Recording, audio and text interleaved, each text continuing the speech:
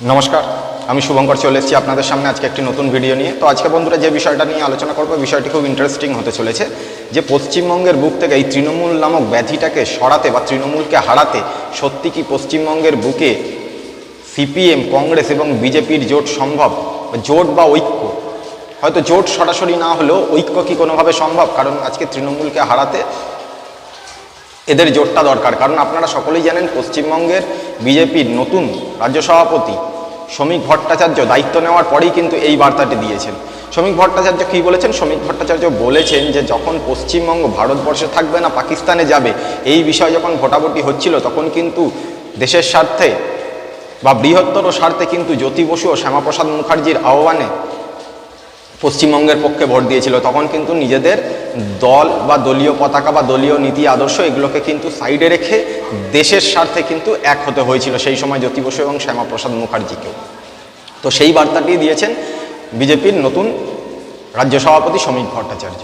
কিন্তু এই বার্তা দেওয়ার পরেই সিপিএম এবং কংগ্রেস পাল্টা কটাক্ষ শুরু করেছে।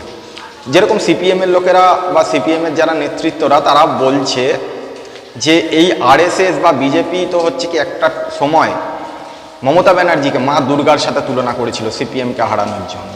তো আজকে তারা হচ্ছে কি সিপিএম বা কংগ্রেসের কাছে কেন ভোট ভিক্ষা করছে?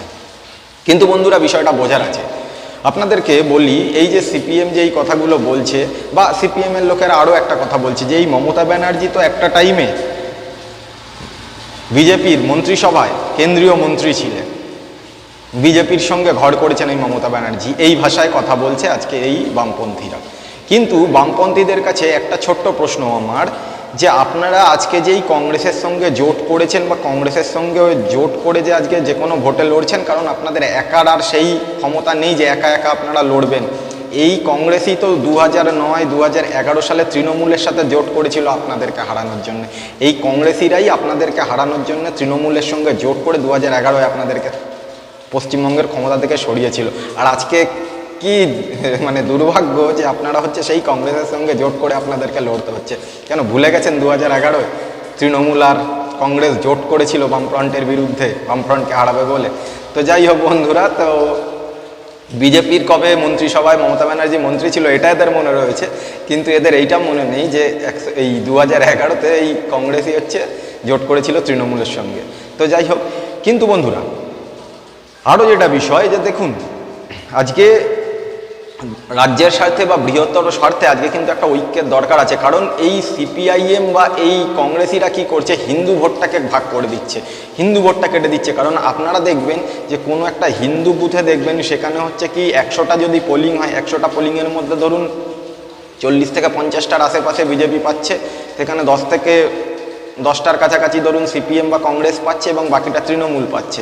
কিন্তু উল্টো দিকে আপনি যদি কোনো সংখ্যালঘু অধ্যুষিত বুথ দেখেন, সেখানে যদি 100টা পোলিং হয় সেখানে 95টা তৃণমূল পাচ্ছে। এই জায়গায় ফারাকটা গড়ে যাচ্ছে বন্ধুরা পোলিংয়ে। আর এই সিপিএম এবং কংগ্রেস কী করছে, বেছে বেছে হিন্দু বুথগুলোতে ভালো ভালো প্রার্থী দিয়ে হিন্দু ভোটটাকে ভাগ করে দেওয়ার চেষ্টা করছে। কিন্তু এই ঐক্যমত্যের আজকে দরকার আছে। আর এই যে সিপিএমের লোকেরা আজকে যে বড় বড় কথা বলছে, এই রকম মানে জোট তো এর আগেও অনেকবার হয়েছে। আমি আপনাদেরকে সাল এবং ভোট ধরে ধরে বলে দিচ্ছি। 1977 সালে লোকসভা ভোটে এই সিদ্ধার্থ শঙ্কর রায়ের এগেনস্টে তখন কিন্তু একসঙ্গে লড়েছিল কে? জনতা দল। সেই জনতা দলের মধ্যে 4টি টোটাল দল ছিল, 4টে দলের মধ্যে শ্যামাপ্রসাদ মুখার্জির জনসংঘ ছিল এবং তার সঙ্গে যুক্ত হয়েছিল এই সিপিআইএম। যুক্ত হয়ে 1977-এর লোকসভা ভোটে সিদ্ধার্থ শঙ্কর রায়ের বিরুদ্ধে লড়েছিল। এছাড়াও আপনাদেরকে আর একটা উদাহরণ দিয়ে দিচ্ছি। 1989 সালেও রাজীব গান্ধীর এগেনস্টে জনতা দল, বিজেপি এবং এই বামপন্থীরা একসঙ্গে রাজীব গান্ধীর এগেনস্টে লড়েছিল।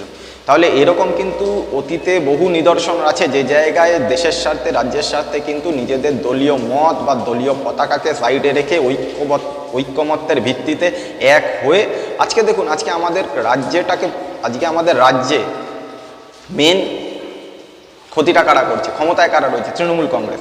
কিন্তু আজকে এই সিপিএমকে কিন্তু একবারও বলতে শুনছেন না যে নো ভোট টু তৃণমূল।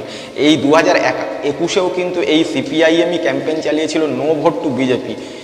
তার মানে ভাবুন, আজকে যারা সরকারে থাকবে তাদের তো এগেনস্টে আমাদের লড়াইটা, কারণ সরকারের যদি ভুল ত্রুটি হয় সরকারের এগেনস্টে আমাদেরকে ঐক্যবদ্ধ আর হয়ে লড়তে হবে। আর তার থেকেও বড় কথা, 2024-এর যে ভোট গেল সেখানে যখন ইন্ডিজোট হলো এবং লাস্ট অব্দি সেই ইন্ডিজোটের পিন্ডি চটকে গেছে সেটা পরের কথা, কিন্তু এই ইন্ডিজোট যখন হলো তখন সেই একই মঞ্চে যখন তৃণমূল কংগ্রেস এবং বামপন্থীরা ছিল তখন তাদেরকে যখন জিজ্ঞেস করা হয়েছিল যে কী হলো তৃণমূলের সঙ্গে জোট করছে, তখন বলছে দেখুন তৃণমূল আমাদের রাজ্যের শত্রু, রাজ্যে আমরা কোনোভাবেই কম্প্রোমাইজ করবো না, রাজ্যে আমরা তৃণমূলের বিরোধিতা চালিয়ে যাব, কিন্তু এটা আমাদের কেন্দ্রীয় সরকারের ভোট হচ্ছে, কেন্দ্রের ভোট হচ্ছে, তো আমরা নরেন্দ্র মোদীর বিরুদ্ধে বা বিজেপির বিরুদ্ধে আমরা এককাট্টা হয়ে লড়াই করতে চাই। কিন্তু এই একই ফর্মুলা কিন্তু এই সিপিআইএম এতটাই ধূর্ত, তারা কিন্তু এই পশ্চিমবঙ্গের মানে আমাদের বিধানসভা ভোটের ক্ষেত্রে অ্যাপ্লাই করছেন না।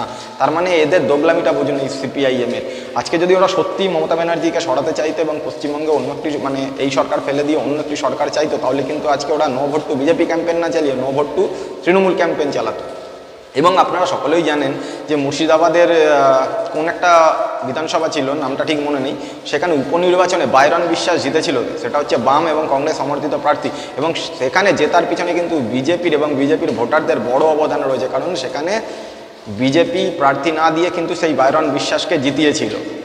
তো সেই একই ফর্মুলায় কিন্তু দেখুন বিজেপিকে জিততে 5 থেকে 6% আর ভোট বাড়াতে হবে যদি বিজেপি পশ্চিমবঙ্গে 2026-এ ক্ষমতায় আসতে চায়, এবং সেই 4-5% ভোটটা কিন্তু সিপিআইএম তার থেকে বেশি ভোট কেটে তৃণমূলকে সুবিধা করে দিচ্ছে। আর এগুলো হিন্দু ভোটগুলোই সিপিআইএম কাটতে পারছে, কোনো সংখ্যালঘু অধ্যুষিত বুথে সিপিআইএমের ভোট পার্সেন্টেজ খুবই কম, যদি দুটো একটা রেয়ার কেস আপনারা বাদ দেন।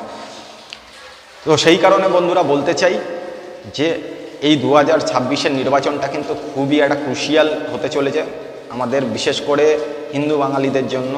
তো এই কারণে 2026-এর নির্বাচনে ভোটটা দেওয়ার আগে ভেবে দেখবেন। সিপিআইএম হয়তো বা তৃণমূলকেই পিছনের রাস্তা দিয়ে জেতানোর চেষ্টা করবে এইভাবে হিন্দু ভোটগুলো কেটে দিয়ে, কিন্তু যারা সিপিআইএমের সমর্থক রয়েছেন তাদের উদ্দেশ্যে বলছি এটাই কিন্তু আপনাদের কাছে লাস্ট চান্স। এই একটা বছর নিজেদের দলীয় পতাকা, নিজেদের দলীয় মত আদর্শ এগুলোকে সাইডে রেখে বৃহত্তর স্বার্থে আমাদের রাজ্যটা যাতে শেষ না হয়ে যায়, সেই কারণে প্লিজ ভেবে দেখবেন ভোটটা দেওয়ার আগে।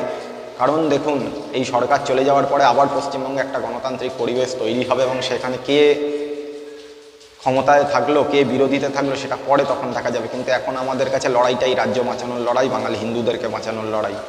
তো সেই কারণে বন্ধুরা বলতে চাই আগামী দিনে ভোটটা দেওয়ার সময় নিশ্চয়ই ভেবে দেখবেন। আর এই সিপিআইএম এবং কংগ্রেস আপনারা জানেন যে এরা বিজেপি বিরোধিতা করে সেই ঘুরপথে তৃণমূলকেই আনার চেষ্টা করছে, কারণ আপনারা 2024-এর ভোটে দেখেছেন যে কিভাবে US-8 থেকে ফান্ডিং হয়েছিল, টাকা এসেছিল প্রধানমন্ত্রী নরেন্দ্র মোদীকে সরানোর জন্য, চীন থেকেও টাকা এসেছিল প্রধানমন্ত্রী নরেন্দ্র মোদীকে সরানো। তো আপনারা ভাবছেন যে বামপন্থীরা হচ্ছে কি আজকে ওই টাকাগুলো খেয়ে নিয়ে আজকে বিজেপির বিরোধিতা থেকে সরে গিয়ে তৃণমূলকে হারাবে? কোনো দিন না, এরা নিজেরা শূন্য হয়ে যাবে কিন্তু তাও ভোট কেটে এরা তৃণমূলকে জেতাবে, এই হচ্ছে এদের মেন্টালিটি। তো সেই কারণে বন্ধুরা আপনাদেরকে বারবার বলছি যে ভাবনা চিন্তা করুন, এটাই শেষ সুযোগ। এই বলে আজকের ভিডিওটা শেষ করছি। ভালো লাগলে আমি গর্বিত আমি হিন্দু এই পেজটিকে লাইক এবং আমার কন্টেন্টটাকে শেয়ার করে দেবেন এবং আমার ইউটিউব চ্যানেল প্রাউড হিন্দুটাকে সাবস্ক্রাইব করে দেবেন। জয় হিন্দ, জয় ভারত, জয় শ্রীরাম।